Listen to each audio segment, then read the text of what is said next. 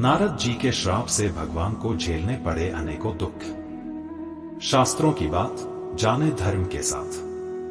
माता पार्वती जी से शिव जी कहते हैं, राम जन्म के हेतु अनेका, परम विचित्र एक ते एका। कृपा सागर भगवान विष्णु भक्तों के हित के लिए शरीर धारण करते हैं। श्री रामचंद्र जी के जन्म लेने के अनेक कारण हैं, जो एक से एक बढ़कर विचित्र हैं। नारद श्राप दीन 1:12। कलप एक ते ही लगी अवतारा, गिरिजा चकित भई सुनी बानी।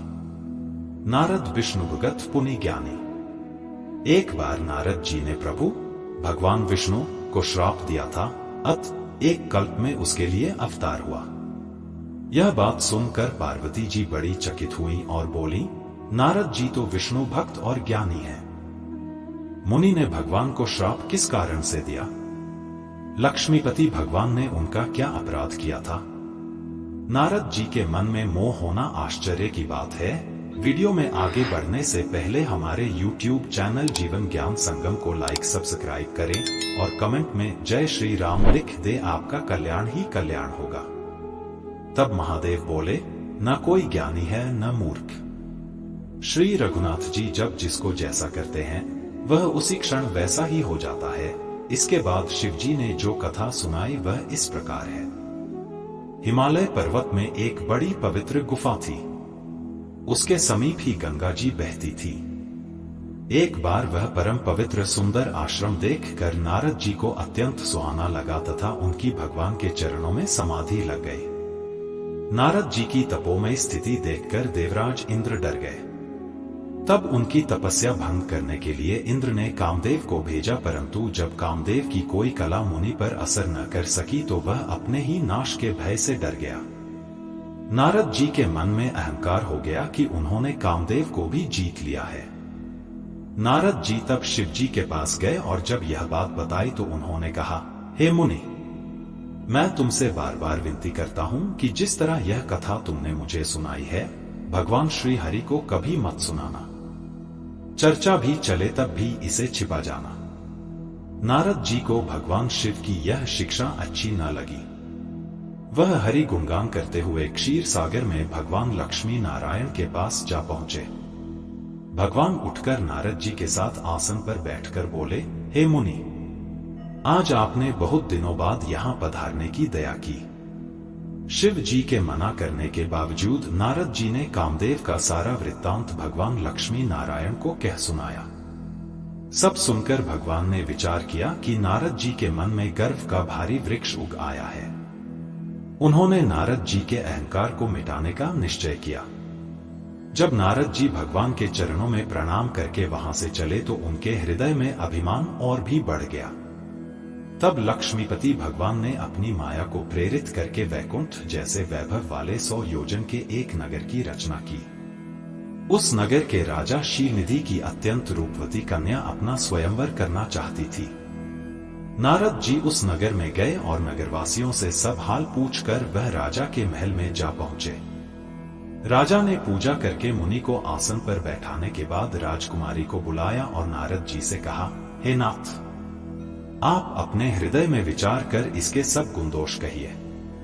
उसका रूप देखकर मुनि वैराग्य भूल गए और अपने आप को भी भूलकर बड़ी देर तक हर्षित हो उसे देखते ही रह गए। सोच विचार कर वह उपाय करने लगे जिससे यह कन्या उन्हें ही वरे, और यह विचार करके कि श्री हरि के समान मेरा हितैषी अन्य कोई नहीं, वह तुरंत वैकुंठ पहुंचे। वह प्रभु से अपनी व्यथा व्यक्त कर बोले, आप मुझे अपना रूप दीजिए, तभी मैं उस कन्या को पा सकता हूं। तब प्रभु बोले, हे नारद, सुनो, जिस प्रकार आपका परम हित होगा हम वही करेंगे, दूसरा कुछ नहीं।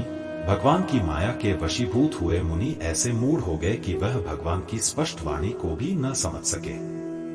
नारद जी तुरंत वहां गए जहां स्वयंवर की भूमि बनाई गई थी।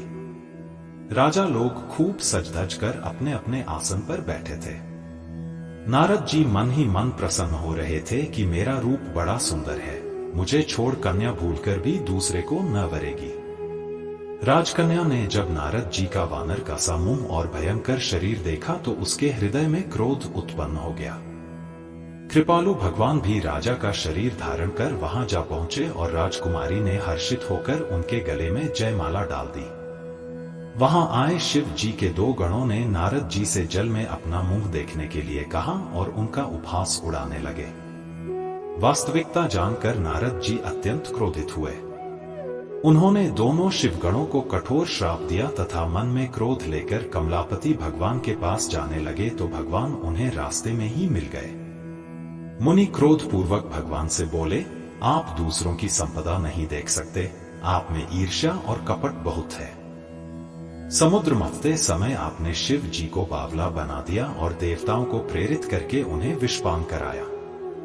जिस शरीर को धारण करके आपने मुझे ठगा है, आप भी वही शरीर धारण करें, यह मेरा श्राप है। आपने हमारा रूप वानर सा बना दिया था, इससे वानर ही आपकी सहायता करेंगे। मैं जिस स्त्री को चाहता था उससे मेरा वियोग कराकर आपने मेरा बड़ा अहित किया है, इसलिए आप भी स्त्री के वियोग में दुखी होंगे। श्राप को सिर पर चढ़ाकर हृदय में हर्षित होते हुए नारद जी से कृपा निधान भगवान ने अपनी माया की प्रबलता खींच ली। जब भगवान ने अपनी माया को हटा लिया तब वहां न लक्ष्मी ही रह गई न राजकुमारी ही। तब मुनि ने अत्यंत भयभीत होकर श्री हरि के चरण पकड़ लिए व कहा, हे शरणागत के दुखों को हरने वाले, रक्षा करे, मेरा श्राप मिथ्या हो जाए। तब भगवान ने कहा, यह सब मेरी ही इच्छा से हुआ है। मुनि ने कहा, मैंने आपको अनेक कटु वचन कहे हैं, मेरे पाप कैसे मिटेंगे? तब भगवान ने नारद जी से कहा, जाकर भगवान शंकर जी के शतनाम का जप करें, इससे हृदय में तुरंत शांति होगी। शिव जी के समान मुझे कोई प्रिय नहीं है, इस विश्वास को भूलकर भी न छोड़ना। हे मुनि, शिव जी जिस पर कृपा नहीं करते वह मेरी भक्ति नहीं पाता। हृदय में ऐसा निश्चय करके पृथ्वी पर जाकर विचरो। अब मेरी माया तुम्हारे निकट नहीं आएगी। श्री राम जय जय राम। आज के लिए बस इतना ही, मिलते हैं न्यू वीडियो पर। जय हिंद, जय भारत।